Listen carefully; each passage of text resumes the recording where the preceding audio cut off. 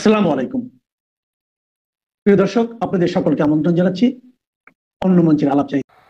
আজকের বিষয় হচ্ছে এই যে কয়েকদিন ধরে ঢাকা বিশ্ববিদ্যালয় এবং জাহাঙ্গীরনগর বিশ্ববিদ্যালয়ের নির্বাচন নিয়ে নানান উত্তেজনা চলছে। এই উত্তেজনার ভিতরে বাংলাদেশের যে জাতীয় রাজনীতি সেটা একটু চাপা পড়ে গেছে। এই চাপার ভেতরে যে ঘটনাটি ঘটে যাচ্ছে সেটি আপনারা অনেকেই হয়তো জানেন না। না জানার মূল কারণটা হচ্ছে আপনাদেরকে জানতে দেওয়া হচ্ছে না। বাংলাদেশে যে মিডিয়া আছে, মিডিয়াগুলি সব বিক্রি হয়ে গেছে। আওয়ামী লীগ জামানায় যেই সব আওয়ামী লীগ করেন এইরকম মানুষের মালিকানায় যেসব রেডিও, টেলিভিশন, সংবাদপত্র ছিল, এগুলো সবগুলো দখল নিয়েছে বাংলাদেশের এই রাজাকার বাহিনী, আলবদর বাহিনী, জামাত বাহিনী, এনসিপি বাহিনী এবং বিএনপি বাহিনী। তারা এই সংবাদপত্রগুলোকে দখল করে নিয়ে এখন যেটা করেছে, এখন তারা শুধুমাত্র এনসিপি, বিএনপি, জামাত এবং সরকারের খবরের বাইরে বাংলাদেশের আর কোনো খবর আসে না। তাই আপনারা জানেন না যে কি চলছে। সেনাবাহিনীর বিরুদ্ধে নানান কথা বলা হচ্ছে, নানান রকমের কটূক্তি করা হচ্ছে, কিন্তু সত্যিকার অর্থে বাংলাদেশের সেনাবাহিনী ছাড়া এই সরকারের পক্ষে একদিনও চলা সম্ভব নয়। কারণ বাংলাদেশে যে পুলিশ, এই পুলিশের বিরুদ্ধে নানান অভিযোগ, হত্যা, নির্যাতন করে পুলিশকে মোটামুটি ডিমোরালাইজ করা হয়েছে। একটি মাত্র বাহিনী বেঁচে আছে, সেটি হচ্ছে সেনাবাহিনী। 30,000 সেনাবাহিনী ব্যারাক থেকে আসে, তারা এই রাষ্ট্রের দায়িত্বে এখন নিয়োজিত আছে। কিন্তু তাদের বিরুদ্ধে টাকলারা যেই পরিমাণে বিষোদ্গার করছে, নতুন করে রাজনীতি হওয়ার যে খায়েশ, এই খায়েশে তারা যা করছে, এটা সম্পর্কে হুমায়ুন আহমেদের একটি নাটক বা গল্পের উদাহরণ দিয়ে বলি আপনাকে। হোটেল গ্রেভার ইন নামে হুমায়ুন আহমেদের একটি গল্পের বই আছে। ওই গল্পের বইতে একটি গল্পের নাম হোটেল গ্রেভার ইন। তো আমেরিকাতে কিছু মানুষ আছে, তারা জীবনেও কোনোদিন বিখ্যাত হতে পারেনি, না রাজনীতিতে, না সমাজনীতিতে, না অর্থনীতিতে, না ব্যক্তিগত জীবনে, না সিনেমায়, না গল্পে, না উপন্যাসে। কোথাও তাদেরকে বিখ্যাত চরিত্র হিসেবে কেউ কাউন্ট করেনি, কখনো করেনি, করার সম্ভাবনাও থাকে না। তো তারা চিন্তা করলো, সারা জীবন আমরা এরকম অবহেলিত থেকে যাব? আমাদেরকে কি কোনোদিনও পত্রিকায় খবরে দেখাবে না? আমরা কি কোনোদিনও নিউজে আসবো না? আমাদের কোনোদিনও ফলাও করে প্রচার করা হবে না? তো তারা একটা সিদ্ধান্ত নিল যে তারা একটা বিশেষ দিনে আমেরিকার হোটেল গ্রেভার ইন থেকে ল্যাংটা হয়ে দৌড় দেবে, মানে কাপড় চোপড় খুলে ল্যাংটা হয়ে দৌড় দেবে। এই ল্যাংটা দৌড় দেখার জন্য সারা পৃথিবীর বড় বড় সাংবাদিক, যারা নিউ ইয়র্কে, যারা ম্যানহাটানে, যারা ওয়াশিংটন ডিসিতে, ক্যালিফোর্নিয়ায়, তারা এসে এই হোটেল গ্রেভার ইনে এসে তারা তাদের ছবি তোলে, তাদের ভিডিও করে, পুরো বিশ্বে তারা ছড়িয়ে দেয়, পত্রিকার হেড নিউজ হয়। তার মানে হচ্ছে নিজের কাপড় খুলে দৌড় দিয়ে বিখ্যাত হওয়ার যে একটা নজির আমেরিকার হোটেল গ্রেভার ইনে সৃষ্টি করেছিল, বাংলাদেশে ওই টাকলা ব্যারিস্টাররাও ঠিক তাই করছে। মানে যাচ্ছে তাই গালিগালাজ করছে, মানে নিয়মের বিরুদ্ধে গিয়ে কিছু কিছু কথাবার্তা বলছে, নিজেকে ওই যে ল্যাংটা করার যে কায়দা, সে ল্যাংটা করার জন্য। কিন্তু আপনি যতই ল্যাংটা হন, আপনার কিন্তু বাঁচার সুযোগ নাই। আইনের হাতে আপনাকে ধরা দিতেই হবে, সময়ের অপেক্ষা। তো এখন যেটা বলছিলাম, যে ডক্টর ইউনূস জাহাঙ্গীরনগর বিশ্ববিদ্যালয়ের নির্বাচনের পর আজকে 3 দিন পরে যখন রেজাল্ট হলো, তখন ডক্টর ইউনূসের কিন্তু কাপড় চোপড় ভিজে যাওয়ার অবস্থা। কেন? কারণ ছোট্ট একটা ইউনিভার্সিটির নির্বাচন করতে যদি এইরকম হিমশিম খেতে হয়, ছোট্ট একটি ইউনিভার্সিটির নির্বাচন করতে যায় 11,000 ভোটারকে ম্যানেজ করতে গিয়ে, বিশ্ববিদ্যালয়ের এত শিক্ষক, এত তরুণ ছাত্র, পুলিশ, বিডিআর, আনসার, এত কিছু দেওয়ার পরও যদি একটি নির্বাচনের রেজাল্ট দিতে 3 দিন সময় লেগে যায় 11,000 ভোটে, সেই জায়গায় এই 18 কোটি মানুষের দেশ, 12 থেকে 13 কোটি ভোটার বা 14 কোটি ভোটার বা 12 কোটি ভোটার, এই 12 কোটি ভোটারকে সামলানোর কোনো ক্ষমতাই ডক্টর ইউনূসের নেই। তাই ডক্টর ইউনূস সিদ্ধান্ত নিয়েছেন বলে আমরা শুনেছি যে তিনি যেই কোনোভাবেই হোক ডিসেম্বরের আগেই তিনি পদত্যাগ করে সসম্মানে আমেরিকাতে চলে যাবেন, তিনার বাপের দেশে। সেখানে গিয়ে তিনি থাকবেন। আর এখানে ডক্টর ইউনূসের স্থলাভিষিক্ত কাকে করা যায়, এটার একটা ময়নাতদন্ত চলছে। ময়নাতদন্ত কেন বললাম? ময়নাতদন্ত তো মৃত্যুর পর হয়। আসলে যে ডক্টর ইউনূসের প্রতি মানুষের যে মায়া, যে একটা মানে ভালোবাসা বা যে রকমের একটা বিশ্বাস ছিল, সেটা মারা গেছে অনেক আগে। এখন এই মারা যাওয়ার পর এটাকে এখন ময়নাতদন্ত চলছে। এই ময়নাতদন্ত করে তারা স্থির করছে। ইতিমধ্যে কিন্তু আপনি এই কথাটি কেন সত্য মেনে নেবেন?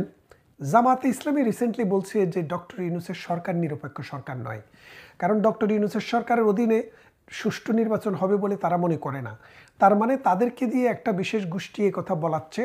এর কারণ খুব শীঘ্রই ডক্টর ইউনূস আমেরিকাতে যাবেন, সেখান থেকে আর ফিরবেন কিনা সেটা এক আল্লাহ জানে আর ডক্টর ইউনূসে জানে, আমরা জানি না।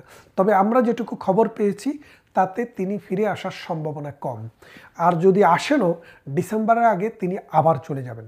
একটি সুষ্ঠু নির্বাচনের যে আশা মানুষের, যে আকাঙ্ক্ষা মানুষের, সেটা বাস্তবায়ন করা ডক্টর ইউনূসের সেই সক্ষমতা নেই।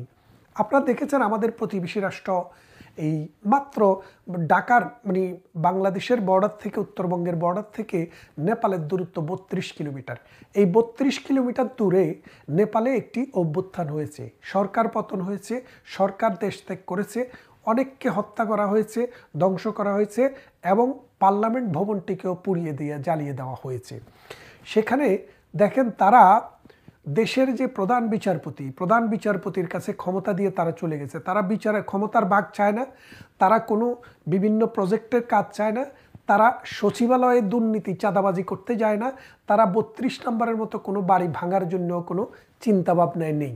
তারা যে চিন্তাভাবনায় আছে, তারা মাথা নত করে প্রধান বিচারপতির কাছে ক্ষমতা দিয়ে যে আপনি একটি সুষ্ঠু নির্বাচন করে আপনিও চলে যান, আমরাও আমাদের বিদ্যালয়ে ফিরে যাচ্ছি। কিন্তু আমাদের এই সাগুরা, আমাদের এই অসভ্য জ্যানজি, তারা কিন্তু স্কুলে ফিরে যায়নি, বিশ্ববিদ্যালয়ে ফিরে যায়নি, কলেজে ফিরে যায়নি। তারা 1 বছর থেকে টোকাইয়ের মতো ঢাকা, চিটাগং, রাজশাহী, খুলনা, বরিশাল, যশোর সব জায়গায় কোনায় কোনায় যেখানে সেখানে সাদাবাজি, সন্ত্রাস, ধর্ষণ, খুন, রাহাজানি এটাতে মিশে গিয়েছিল। এর ফলে যেটা হয়েছে যে জাতীয় যে চরিত্র, ছাত্রদের যে চরিত্র ছিল, সেটা ধ্বংস হয়ে গেছে, একটা প্রজন্ম ধ্বংস হয়ে গেছে। আপনার একটা সরকার যদি ধ্বংস হয়, একটা সরকার যদি খারাপ হয়, এই সরকারকে বৃতায়ন করে নতুন সরকার আনা যায়, কিন্তু পরবর্তী যে প্রজন্ম, এই প্রজন্ম যদি ধ্বংস হয়ে যায়, তাহলে সে দেশের আর কোনো আশা ভরসা থাকে না। বাংলাদেশের ভবিষ্যৎ প্রজন্ম ধ্বংস হয়ে গেছে অন্তত আগামী 10 বছরের জন্য। এই যে প্রজন্মটি ধ্বংস হয়েছে, এই ধ্বংসপ্রাপ্ত প্রজন্মকে নেতৃত্ব দিবে মৌলবাদী শক্তি, জঙ্গিবাদী শক্তি, 71-এর পরাজিত শক্তি এবং জামাতে ইসলামী, নেজামে ইসলামী, সরমনাই, এই রকম ধরনের মৌলবাদী শক্তিরা। এই মৌলবাদী শক্তিরা বাংলাদেশের মানুষের মুখকে ফিরিয়ে দিবে মধ্যযুগীয় বর্বরতার দিকে, নারীদেরকে ঠেলে দিবে শ্রমবাজারের বাইরে। মানুষের শ্রম, মানুষের জীবন, মানুষের অর্থনীতি, রাজনীতি সব কিছু কলুষিত হবে। এই অবস্থায়, এমন একটা অবস্থায় ডক্টর ইউনূসের পক্ষে নির্বাচন করা যেহেতু সম্ভব নেই, খুব শীঘ্রই আমরা বিশ্বাস করি এবং আমরা জানি এবং আমরা বুঝতে পারছি যে একটি সরকার আসছে। বিএনপিও এই জাহাঙ্গীরনগরের নির্বাচনের পর আর ঢাকা বিশ্ববিদ্যালয়ের নির্বাচনের পর বিএনপি কিন্তু দেখেন, বিএনপি এখন এই রাজনীতিতে মূল চালিকা শক্তি। সেই বিএনপি জাহাঙ্গীরনগরের নির্বাচন থেকে নিজেদেরকে পুল আউট করে নিয়েছে, আর ঢাকা বিশ্ববিদ্যালয়ের নির্বাচনকে বলেছে আটারলি এটা একটা অবৈধ নির্বাচন এবং এটা একটা সাজানো নির্বাচন, পাতানো নির্বাচন। এবং এর ফলে কি হলো যে নির্বাচন ব্যবস্থায় যদি একটা ইউনিভার্সিটির নির্বাচন করতে না পারে একটা সরকার ক্ষমতায় থেকে, তাহলে তারা পুরো দেশের নির্বাচন করব কিভাবে? তাই বিএনপিও তলে তলে আর্মির সাথে সমঝোতা করছে, আর্মির সাথে আলাপ আলোচনা হচ্ছে বিএনপির বড় বড় নেতাদের, যে কবে, কখন, কিভাবে একটি তত্ত্বাবধায়ক সরকার আসবে। আর্মি সেখানে সরাসরি সিনে আসবে না, আর্মি ব্যাকড, আর্মিরা নির্বাচন করে দিবে মানুষ, অথবা বিভিন্ন দল থেকে নির্বাচন করে দিবে মানুষ। সেই মানুষরা দেশ একটা নির্বাচনকালীন সরকার পরিচালনা করে একটি সুষ্ঠু নির্বাচন করবে। তাই ডক্টর ইউনূস অতদিনে তার যা হাতিয়ে নেওয়ার, যা বাগিয়ে নেওয়ার তা নিয়েছে। আর ওই যে সমন্বয়ক নামে যে সন্ত্রাসীরা, এনসিপি নামে যে সন্ত্রাসীরা, এরা কিন্তু এক একটা ফুলে কিন্তু কলা গাছ হয়ে গেছে। আপনারা দেখেছেন কিনা? আমরা ছোটবেলায় শুনতাম, হুজুররা বলতেন ওয়াজ করতে, যে যারা সুদ খায়, ঘুষ খায়, তাদের পেট মোটা হয়ে যায়। তো এই পেট মোটাদের দল কারা? এই যে দেখেন হাসনাত, সার্জিজ, এগুলার কি অবস্থা, এক একটা গবর মতো হয়ে গেছে। অথচ 2024 সালের 5 আগস্টের আগে এক একটা চিপচিপে শরীর ছিল, আর এখন এক একটা টাকার পাহাড়, শরীরের পাহাড় এবং সন্ত্রাস দুর্নীতি করে সম্পদের পাহাড় বানিয়ে ফেলেছে। এই সন্ত্রাস, এই দুর্নীতিবাজরা এই রাজনীতিতে এসে কালো টাকা ঢালার অপেক্ষায় আছে।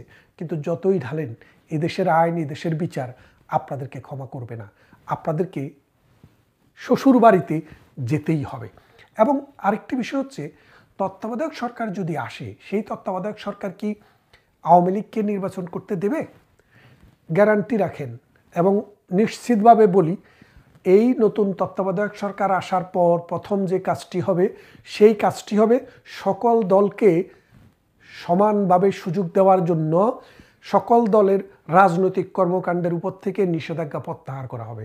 এবং এই নিষেধাজ্ঞা প্রত্যাহার করার পর বাংলাদেশ আওয়ামী লীগ মাঠে নামবে এবং তারাও নির্বাচনে অংশগ্রহণ করবে।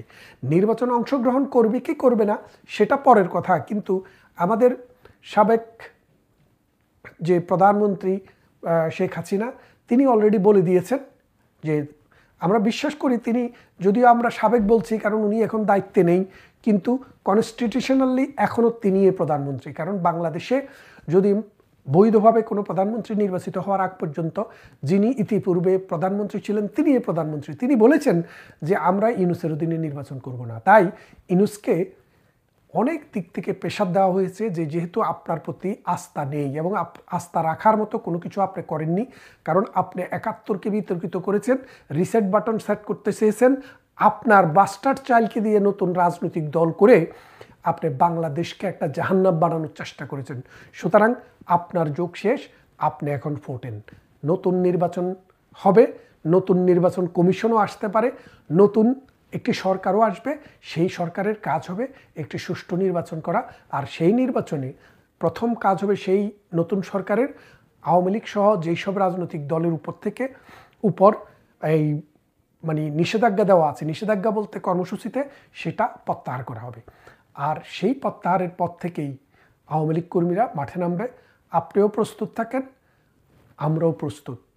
দেখা হবে বেশ জোরে সোরেই আমরা আবার মাঠে ময়দানে জয় বাংলা, জয় বঙ্গবন্ধু স্লোগানে মুখরিত করব বাংলার আকাশ বাতাস, এবং মুক্তিযুদ্ধের চেতনায় আবার মুখরিত হবে বাংলাদেশের মাঠঘাট, এবং বাংলাদেশ তার কাঙ্ক্ষিত যে লক্ষ্য, একটি সুন্দর, সুশৃঙ্খল, অসাম্প্রদায়িক, গণতান্ত্রিক এবং উন্নত বাংলাদেশ, সেটির দিকে আমরা আগাতে থাকব। ভালো থাকবেন। কথা হবে অন্য কোনো ভিডিওতে, অন্য কোনো ইস্যুতে।